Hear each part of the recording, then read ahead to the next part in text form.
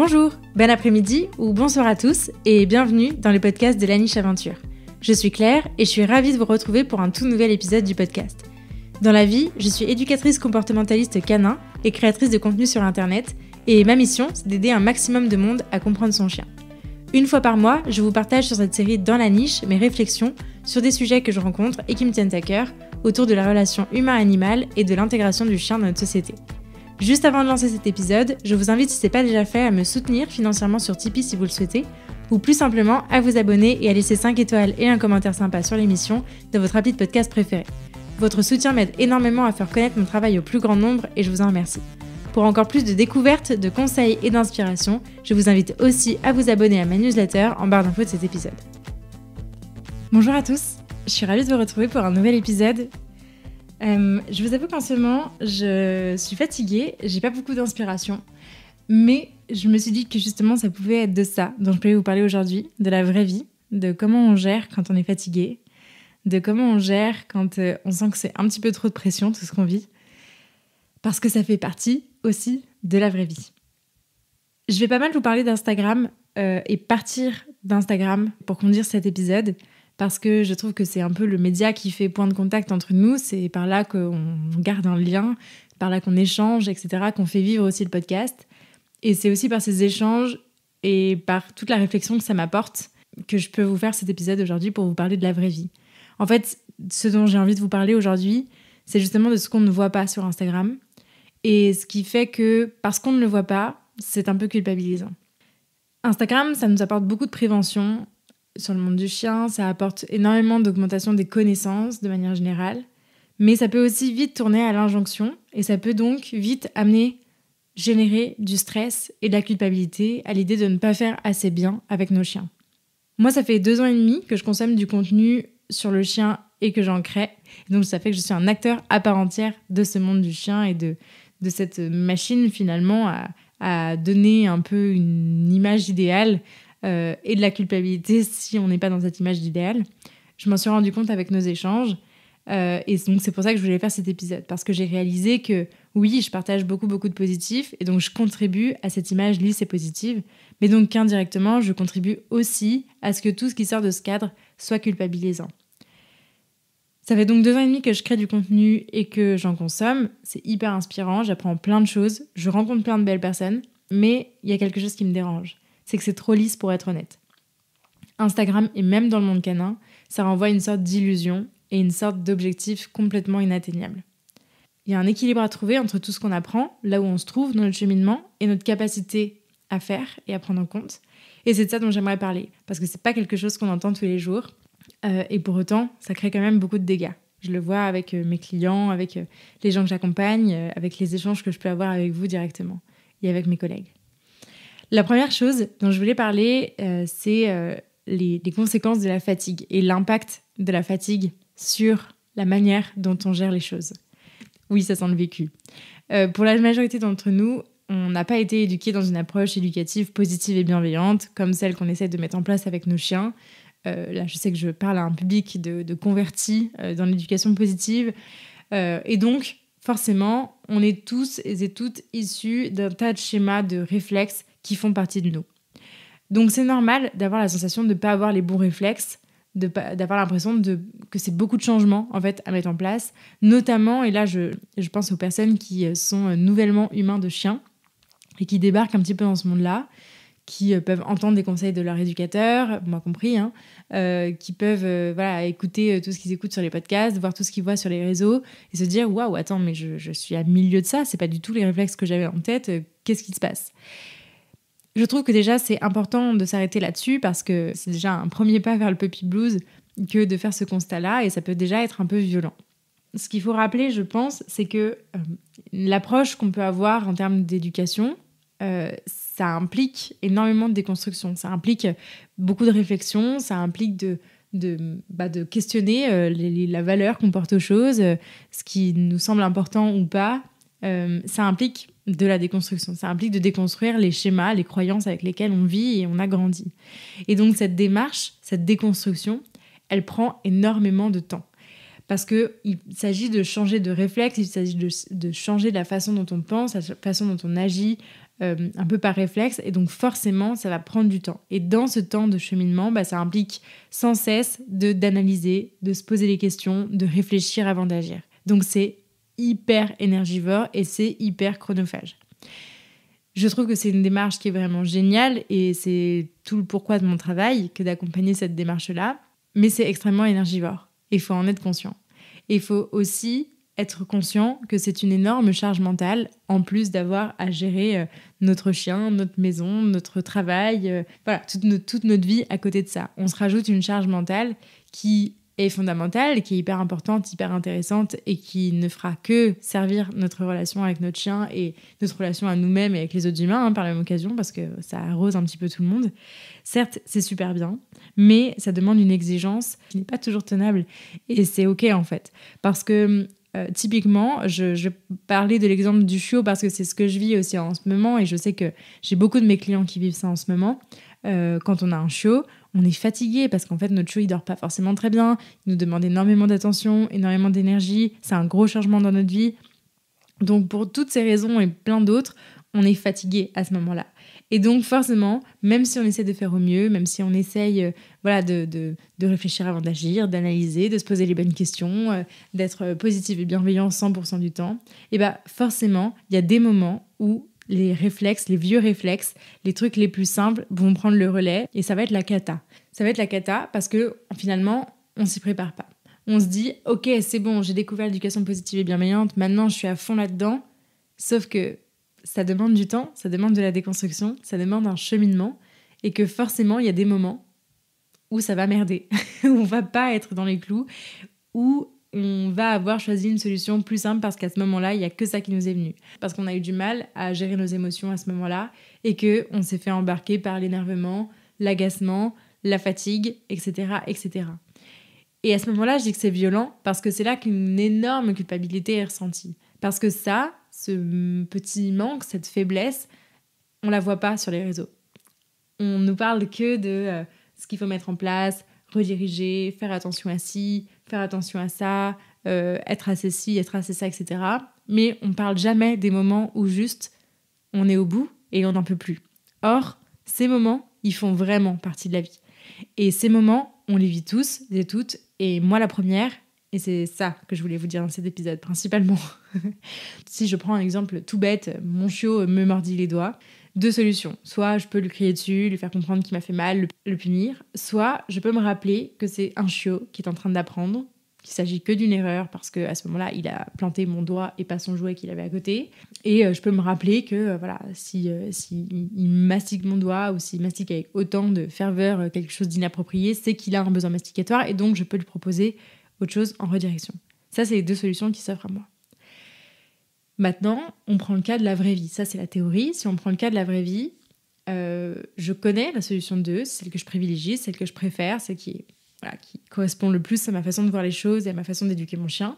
Pour autant, si il est 4h du matin, que mon chien vient de me réveiller pour la 3e fois, en me mordillant les cheveux et donc en me faisant mal, ou en me mordillant les doigts de pied, enfin ce que vous voulez, en me mordillant et en me faisant mal, et que j'essaie de l'endormir depuis un petit moment maintenant, parce que c'est la 3e fois qu'il me réveille, il se peut qu'à un moment donné, ce soit la fois de trop et que, malgré moi, la solution 1 apparaisse.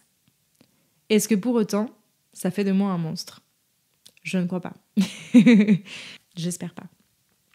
Non, alors voilà, après, il y a bien sûr, tout est dans la mesure, mais je reconnais que des fois, je m'énerve, que je peux m'emporter et que qu'il me faille des solutions à ce moment-là, parce que je suis plus en capacité de mettre en place la solution 2. Et en fait, c'est ça le vrai truc. C'est est-ce qu'on est en capacité ou pas de mettre en place la solution 2, qui est la solution idéale, qui théoriquement fonctionnera, qui est la plus logique, qui est la plus efficace, la plus durable, la plus bienveillante aussi.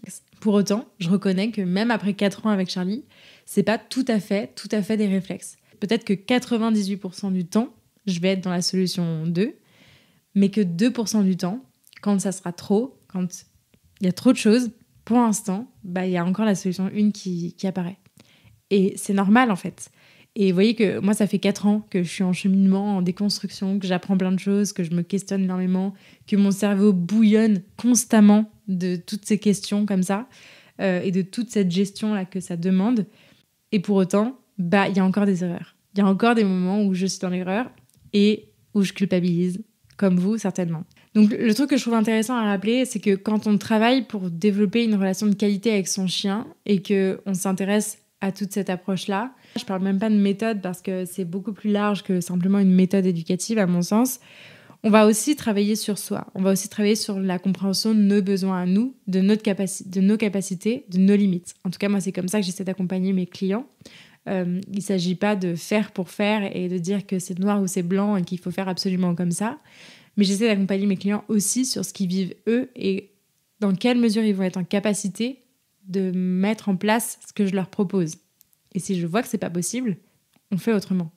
Ok, on fait autrement et on fait au moins pire et on fait au bon équilibre entre ce dont est possible l'humain et ce qui sera le plus bienveillant et positif et doux pour le chien. Mais tout ça, ça demande des outils pour gérer ces moments culpabilisants. Donc ressentir de la culpabilité à ce moment-là, c'est normal et c'est ok.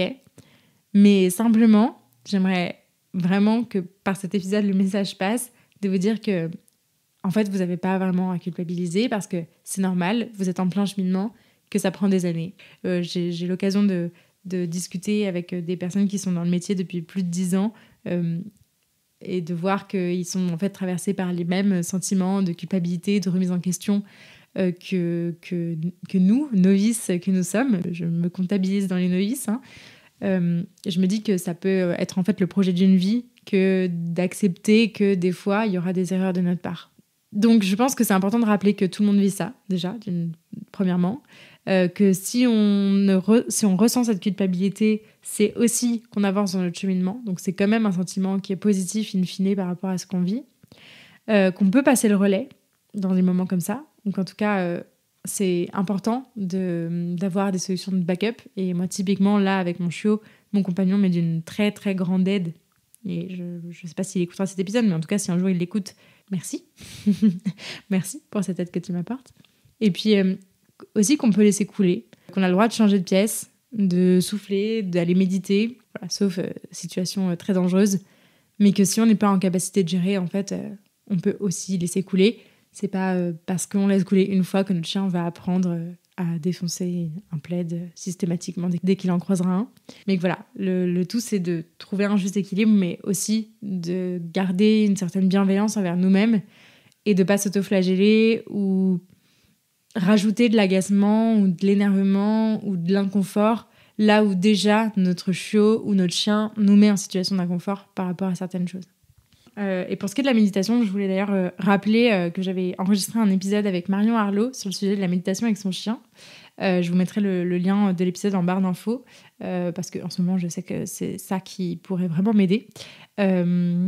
Et d'ailleurs, Marion a créé tout un programme de méditation avec son chien pour se mettre à la méditation avec son chien. Donc, je vous inviterai à aller checker ça. Je vous mets tous les liens en barre d'infos. Et pour finir sur les ressources sur ce sujet de la compréhension de nos besoins à nous aussi, et notre capacité à gérer ces moments-là, je vous invite à aller écouter aussi le podcast Maître Zen, Chien Zen, qui justement traite de ce double aspect à la fois éthologique et à la fois psychologique. J'avais enregistré là aussi une interview sur le sujet avec Laetitia et Sophie, qui sont les créatrices de ce podcast. Donc n'hésitez pas à aller l'écouter parce que moi, il m'a apporté énormément de ressources aussi sur la compréhension de mes besoins, de mes capacités et ma capacité aussi à prendre du recul par rapport aux situations. Le deuxième point que je voulais aborder dans cet épisode, c'était le fait de mettre notre chien dans une sorte de bulle ou bien de laisser couler et de lâcher prise. Parce que je trouve qu'Instagram permet de faire énormément de prévention et c'est vraiment génial, mais parfois c'est beaucoup. Et voir, ça tourne à l'injonction. La chaleur en été, marcher dans la neige, trop d'exercices, pas assez d'exercices, voir trop d'autres chiens, ne pas en voir assez, le besoin masticatoire, l'exposition au stress, etc., etc., etc. Tous ces sujets, on en parle très souvent sur les réseaux. Il y a des trucs qui sont un peu saisonniers, il y a des trucs qui sont un peu de long cours. Et mine de rien, je trouve que ça tourne très très vite à l'injonction, au truc minimum qu'il faut faire, au truc maximum qu'il faut faire, aux grilles d'évolution, etc., etc. Et tout ça, c'est intéressant parce qu'effectivement, nos connaissances augmentent, donc on fait connaître aussi ces activités, cette prévention-là, et donc ça permet aux gens de faire plus attention. Typiquement, je pense qu'il y a 10 ans, c'était encore pas la norme de promener son chien tous les jours, de sortir son chien tous les jours. Aujourd'hui, ça l'est beaucoup plus. Donc typiquement, cette prévention-là, elle a du sens et elle est très positive. Mais il faut quand même faire attention à ce que ça ne tourne pas trop à l'injonction aussi, parce que ça peut vite nous laisser penser qu'on ne fait pas assez. Qu'on ne fait pas assez attention, qu'on le fait trop, ou qu'on ne propose pas assez d'activités masticatoires, ou qu'on expose trop au stress, etc., etc. Je pense qu'il y a un vrai équilibre à trouver entre, effectivement, le surprotéger un peu, ou le laisser livrer à lui-même, évidemment. L'important, c'est surtout de s'interroger sur les besoins de son chien et de trouver un rythme qui lui convient. Je vous en parlais d'ailleurs dans le e-book sur la balade idéale avec son chien que j'ai sorti il y a quelques mois. L'idéal, c'est avant tout ce qui vous convient à vous et à votre chien. C'est pas quelque chose qu'on entend assez. Parfois, on a besoin d'un professionnel pour pouvoir objectiver un petit peu la situation et nous aider à comprendre que, ok, notre chien, il a besoin en fait de temps de balade et que ce temps de balade, il va pas forcément correspondre au standard qu'on entend d'une moyenne de 1h30 à 2 heures de balade par jour. Et c'est ok, en fait. Donc, n'hésitez pas à vous faire accompagner si vous sentez que ces trucs-là tournent à l'injonction et que vous savez pas où vous placer, en fait, parce que vous avez l'impression de jamais bien faire. Soit de faire trop, soit de faire pas assez. Pour vous citer quelques exemples, moi, typiquement, le fait d'avoir 2 chiens, ça m'a vraiment appris à lâcher prise et à me détendre sur tout un tas de sujets. Typiquement, sur les balades, ça a été vraiment le gros point pour moi. Charlie, je me suis toujours mise en tête qu'il lui fallait 1h30 à 2 heures de balade, que c'était vraiment l'idéal par rapport aux besoins de sa race, à ses besoins à lui, etc., etc. Et en fait, je me suis rendu compte que déjà, là, ces derniers mois, il y a eu beaucoup de choses. Il a été malade, il y a eu Siobhan qui est arrivé, etc. Et puis même un peu avant ça... j'ai trouvé qu'il avait des moments de stress un peu intenses dans la journée, etc. Et en fait, on a essayé de diminuer un petit peu les balades pour voir ce que ça donnait, de privilégier les environnements de balade un peu plus cool. Et en fait, je me suis rendu compte qu'en diminuant, en passant à environ 1 heure et quart, c'était très bien. C'était largement suffisant. Et qu'il était assez fatigué pour le reste de la journée, qu'il vivait mieux les choses, qu'il était plus détendu, qu'il profitait plus de son jardin aussi en étant plus à la cool. Et donc, typiquement ça a impliqué en fait de revoir un peu notre rythme, de sortir un petit peu des injonctions qu'on a souvent l'habitude de voir et de lire et d'entendre, et de moi-même ce que je pouvais conseiller à mes clients, évidemment, pour en fait arriver à un truc qui convient beaucoup mieux à mon chien. Pareil, toujours sur le sujet des balades, avec Siobhan, j'ai un chiot qui a donc 4 mois aujourd'hui. La logique aurait voulu, si on suit les grilles de sortie du chien, que je ne la promène qu'environ 25 à 30 minutes par jour, parce qu'elle a 2 mois, 3 mois, 4 mois maintenant. Bon. Au début, on est sorti avec un sac à dos, c'était génial pour l'associat, ça nous permettait vraiment de lui faire des pauses quand elle en avait besoin, etc. Mais en fait, rapidement, elle a augmenté son temps de balade toute seule. Elle a plus demandé le sac, ou elle a plus voulu y retourner quand je le proposais, parce qu'il y avait encore des copains, etc., etc. Puis en fait, juste parce qu'elle était contente et qu'elle était capable de tenir ce rythme et que ça lui allait bien, en fait. Ça fait quelques semaines maintenant qu'elle fait 1 heure de balade à peu près par jour.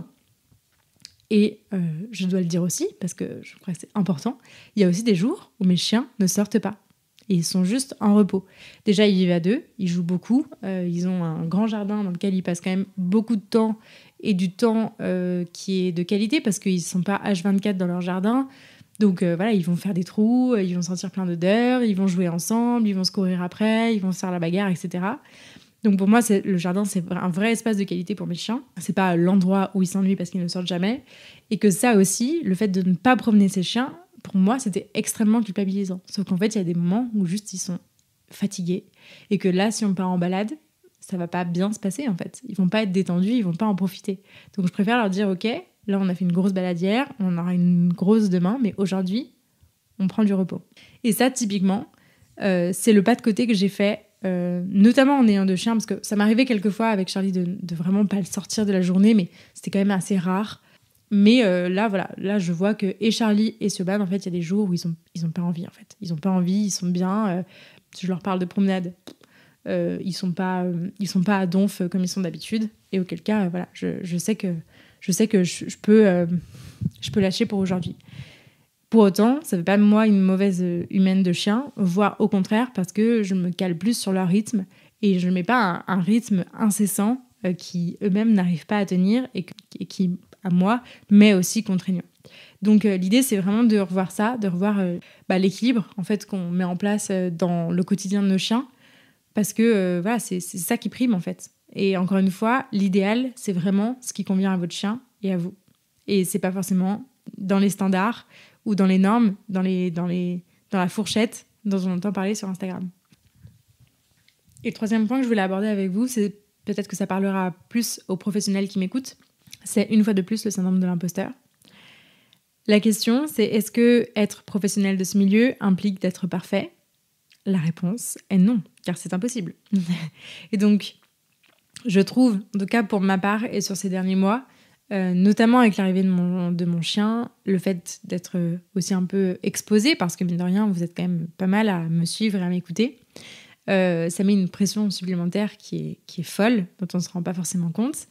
Je suis hyper contente de tout ça, mes projets se passent hyper bien, j'avance super bien de partout et c'est très très cool. Mais je vais pas vous mentir, hein, ça met une pression dingue. Ça met une pression dingue parce que j'ai l'impression d'être...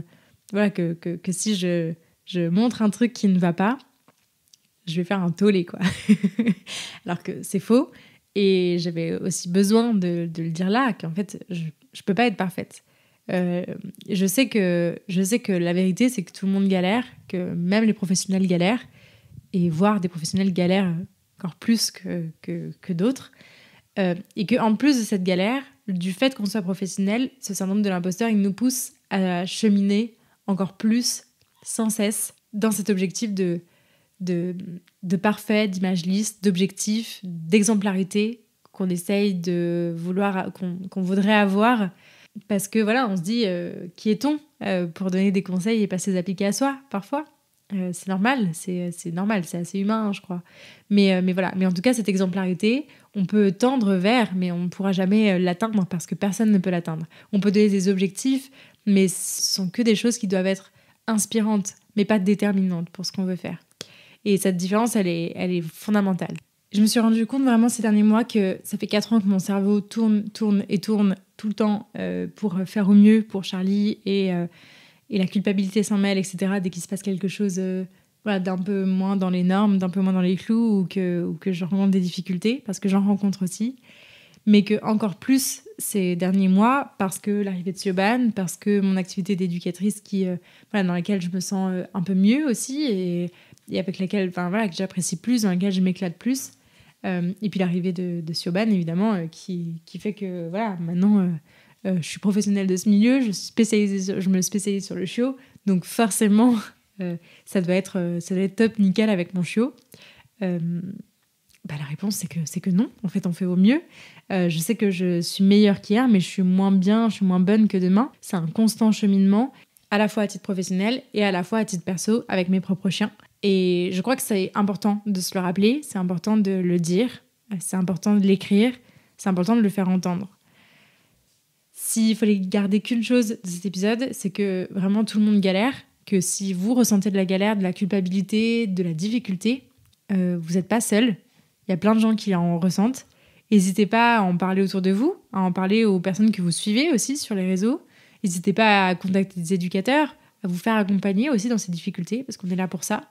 On est là pour vous aider à faire ce pas de côté, à prendre du recul. Et les éducateurs aussi se font accompagner par des éducateurs.